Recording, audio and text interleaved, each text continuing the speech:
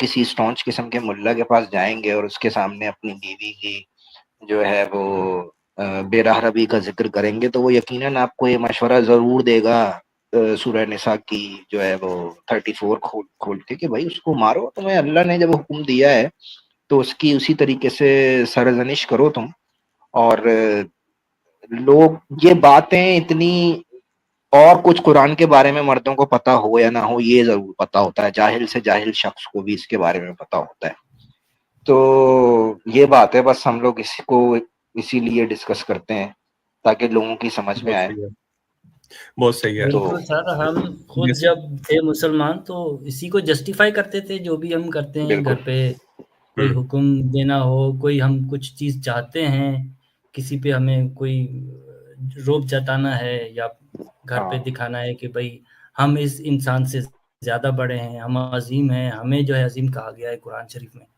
तो सर एक सवाल ये है डॉक्टर सलाम, आप ये देखिए अबू लहब भाई, मतलब फूड फॉर थॉट कि दावा है पूरी कायनात बनाने का, ठीक है, जो कि फैल रही है, और कायनात बनाने के बाद ऊपर वाले ने हुक्म दे दिया कि औरतों को मारो। जी सर, और बताया कुछ नहीं कि किस तरह बनाइए, कैसे बनाइए, लेकिन बीवियों को मारो भाई। अच्छा, ये बड़ा सवाल इम्पोर्टेंट है अब्दुल्ला भाई, ये बड़ा सवाल इम्पोर्टेंट है, मैं इस पे आपसे बात करना चाह रहा था। हमारे साथ डॉक्टर सलाम भी हैं। देखिए, ये कहते हैं नहीं ये हमें नहीं पता, हमें अल्लाह ने नहीं बताया कैसे बनाइए, ये इम्पोर्टेंट नहीं है। क्यों? मुझे आप ये बताएं डॉक्टर साहब, आपकी फील्ड क्या है? अभी तो मैं पीएचडी कर रहा हूँ इलेक्ट्रिकल इंजीनियरिंग में। इलेक्ट्रिकल इंजीनियर में सर आपका सीवी भी होगा, कोई ना कोई रेज्यूमे होगा? जी है, बिल्कुल सर। आप रेज्यूमे में वही बातें लिखेंगे ना जो आपकी स्पेशलिटी है। कोई ऐसी बात लिखेंगे जो जिस पे आपकी ग्रिप ना हो? नहीं। क्यों नहीं लिखेंगे? क्योंकि जब अगला वो लिखेंगे, किसी एम्प्लॉयर को देंगे तो वो सामने से देखेगा, वो जज कर लेगा कि इसको आता है या नहीं। पकड़े जाएंगे। अगर वो सवाल कर लेगा तो आप पकड़े जाएंगे, ऐसा ही है सर? यस। तो सर जब कुरान में या तो क्रिएशन का दावा ना किया गया होता ना, तो फिर तो हम ये बात मानते कि कुरान ने क्रिएशन के टॉपिक को टच ही नहीं किया। लेकिन कुरान क्रिएशन के टॉपिक को टच करता नजर आता है और क्रिएशन का रेज्यूमे मौजूद है कुरान में। नजर सर आप नजर आने की कर रहे हैं, कायनात बना रहा है, इंसान बना रहा है, चरिंद परिंद बना रहा है, हाँ ना, तो मतलब नजर नहीं आता, बकायदा वो एक तरीके का वो कर रहा है, बूस्ट कर रहा है उसको, 6 दिन में बूस्ट कर रहा है। हाँ, मैंने कायनात बनाई, मैंने इंसान को इतने उसमें बनाया। अल्लाह ताला का जो रेज्यूमे है उसमें कायनात का जिक्र मौजूद है, और जब इंटरव्यू लेने वाला ये शख्स पूछेगा कि जो तुमने लिखा है कायनात का जिक्र कि तुमने 6 दिन में बनाई है, तुमने जमीन और आसमान को वसअत दी है, तो कैसे दी है? तो क्या अल्लाह ताला का काम नहीं बनता कि वो जवाब दें? या अल्लाह के कारिंदे जवाब दें। क्वालिफिकेशन, एक्सपीरियंस ना कुछ। हाँ, उस पे ये लोग खामोश हो जाते हैं। अरे तो असल में अभी यहाँ पे भी बात हो रही थी, अभी थोड़ा सूफिज्म के बारे में आप लोग बात कर रहे थे। आई होप ऑफ टॉपिक ना चले जाए, लेकिन क्योंकि मैं भी थोड़ा उस साइड पे हूँ, ज्यादा नहीं, लेकिन थोड़ा सा, मैं किसी को फॉलो नहीं करता, बट मैं ये देखता हूँ कि मुझे ईस्ट और वेस्ट, इन दोनों को मैं नाम देता हूँ ईस्टर्न वेस्टर्न फिलोसफीज के हिसाब से, क्योंकि फिलोसफी में इंटरेस्ट है। मैंने वेस्टर्न फिलोसफी को भी पढ़ा हुआ है और मैंने ईस्टर्न फिलोसफी को भी एक्सप्लोर किया हुआ है। तो जो ईस्टर्न फिलोसफीज है उसमें हिंदुइज्म की कुछ फिलोसफीज है, और जो बुद्धिज्म है ये भी एक हिंदुइज्म का ही पार्ट है। मतलब बाद में जिस तरह बाद में पॉलिटिसाइज हुए हैं तो ये सेपरेट हो गए अब, लेकिन जो बुद्धिज्म है ये भी एक, मतलब ये समझ लें इनके कंसर्न भी वही हैं जो कि हिंदुइज्म के जो असल में कोर वाले कंसर्न है कि रियलिटी क्या है, हकीकत क्या है, और जो है बेसिकली सर एग्जिस्टेंशियल क्वेश्चंस के जवाब देने की कोशिश करी है। हाँ, और दुख है, मतलब सारा जो जीवन है वो सिर्फ दुख ही दुख है, और इस तरह की चीजें कि सफरिंग से बाहर कैसे निकला जा सकता है। तो ये जो मेडिटेशन है, ये जो सारी चीजें हैं, ये जो एक्सरसाइजेज हैं, वो सारी उसके गिर्द घूमी गई हैं, बनाई गई हैं कि आप अपनी जो कॉन्शियसनेस है उसको ज्यादा स्ट्रेंथन करें और दुख से बाहर आए। तो ये this is the whole crux of these Eastern So, मैं philosophies. इंटरप्ट कर रहा हूँ। इसमें एक चीज ये भी है कि बाहर से कोई एंटिटी नहीं है, आप खुद ही खुदा हो, हाँ।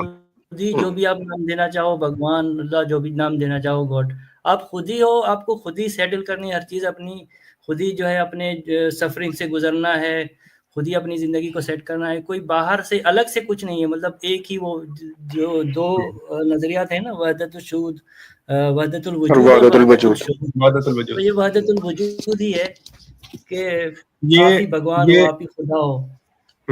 ये असल में इस तरह है कि जो अद्वैत वेदांत है ना, वो बुद्धिज्म के काफी से बाद आई थी। अद्वैत वेदांत बुद्धिज्म में भी पहले जो सबसे पहला कॉन्सेप्ट था वहदतुल वजूद का, वो बुद्धिज्म में ही दिया गया था। लेकिन उसके बाद जो अद्वैती आए ना, जब तो अद्वैत वेदांत आया, तो वेदांत से या वेदांत से बाकायदा उससे वो किया था उन्होंने, वहदतुल वजूद का कॉन्सेप्ट दिया था कि एवरीथिंग इज वन, मतलब अल्टीमेटली सब जो रियलिटी है वो सिर्फ एक है, उसको एक तरह से देखा जा सकता है।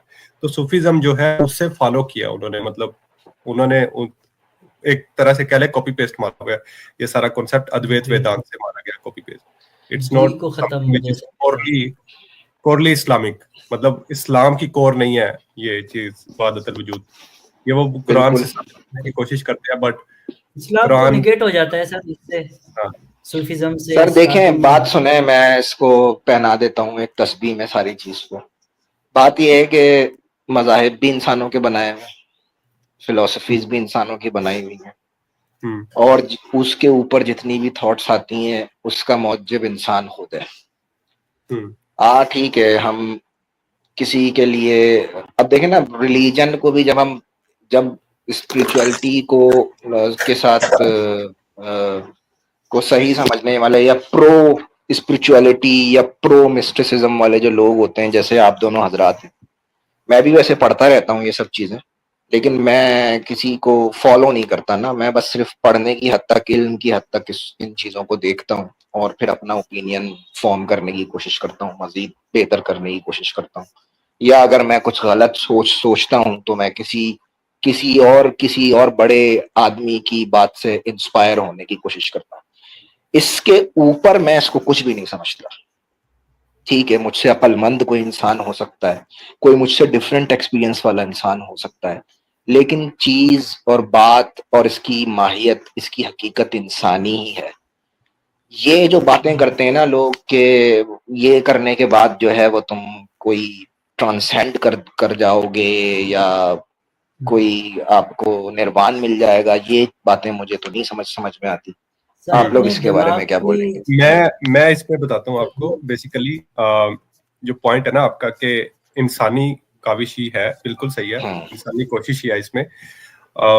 लेकिन कंपैरेटिवली आप एक चीज तो कह सकते हैं कि इंसान जो है वो बाकी जितने जानदार है स्पीशीज है उनसे ज्यादा बाशऊर है कंपैरेटिवली। मतलब आपको इस तरह आप ये कह सकते हैं कंपैरेटिवली कि आप में शऊर है, उनमें इतना नहीं है, बाकी जो स्पीशीज एग्जिस्ट करती हैं।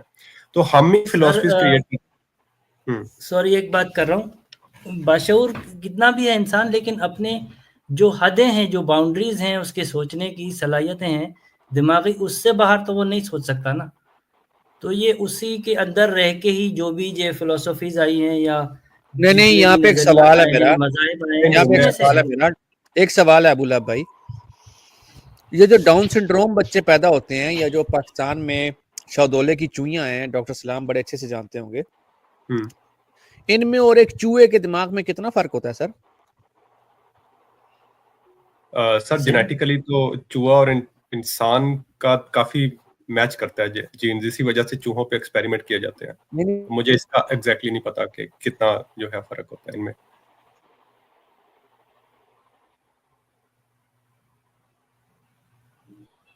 हेलो जजीद भाई, आप अपना पॉइंट रख लें वैसे ना। शादुले के जो कहते हैं जजीद भाई कहाँ चले गए? सर मैं ये कह रहा हूँ कि एक जो शादोले का दिमाग होता है उसके दिमाग में और एक चूहे के दिमाग में क्या फर्क होता है? जो आप स्पिरिचुअलिज्म की बात कर रहे हैं, इसके तनाजुर में बात कर रहा हूँ आपसे।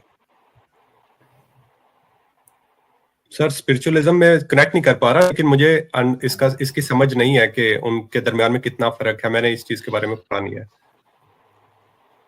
अच्छा, क्योंकि आप कुछ वो देखें एक कि बात व्हेल मछली है कर वो रहे थे एक ना, दूसरे को नामों से पुकारती हैं, तो ये कहीं किसी मखलूक में तो एवोल्यूशन के लिहाज से जो है वो कुछ आ जाती है ना, जिसे इंसान की इवॉल्व हो गया इतना कुछ, वो ये सोच सकता है, ये शऊर रखता है। असल में हाँ, बाकी नहीं और आपने भी बिल्कुल मखलूक सही है जो कहा कुछ और शऊर रखती है। अबू लहब, जी जी मुझे सही ना सही बात कही एक आपने। एक मैं पॉइंट, जरा एक बस कमेंट कर लूं, उसके बाद फिर डॉक्टर सलाम आप अपनी कमेंट कीजिएगा। जी जी जी जी अच्छा, इंसानों की एक बायस है अपनी कॉन्शियसनेस को लेकर के, वो अपनी कॉन्शियसनेस को जो ना सबसे ऊपर रिगार्ड करते हैं।